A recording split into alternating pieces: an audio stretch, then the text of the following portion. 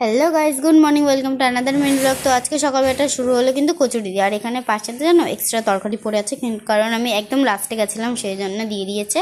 আর এখানে চুইংগাম পড়ে আছে, শিরো খাওয়ার জন্য লাফাচ্ছে, কিন্তু ও তো জানে না না ওকে চুইংগাম দেওয়া যাবে না, কে কার কথা শোনে। তারপর মা বানিয়েছিল লস্যি, সেটাকেই খেলাম। আর ডাইরেক্ট বাকি ক্লিপগুলো জানি না কোথায় চলে গেছে, ডাইরেক্ট চলে এসেছি বিকেলবেলা। এখানে মা চকলেট রেখে দিয়েছিল, সেটা আমি জানিই না। তারপর সন্ধ্যাবেলা গেছিলাম একটু বাজারে, মা ওদিকে সবজি নিচ্ছিল আর আমি এদিকে ফুল নিচ্ছিলাম। দেখো কালকে বৃহস্পতিবার তো, তার জন্য গোলাপগুলো কত সুন্দর লাগছে। পদ্ম ফুলও ছিল, কিন্তু পদ্ম ফুলগুলো এত দাম বলছিল, নেওয়াই গেল না।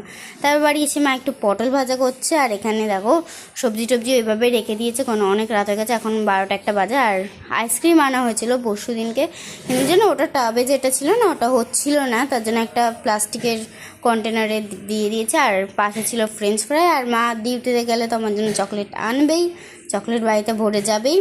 তো চলো এবার রাত্রেবেলা খেয়ে নিই। রাতেরবেলা হচ্ছে দুপুরবেলা যেটা আনছে সেটাই, শুধু পটল ভাজাটা এক্সট্রা ছিল। দুপুরবেলা হয়েছিল চিকেন আর ভাত, আর এক্সট্রা কিছু ছিল না। তো এখানে মা নিজের থোবড়া দেখাচ্ছে।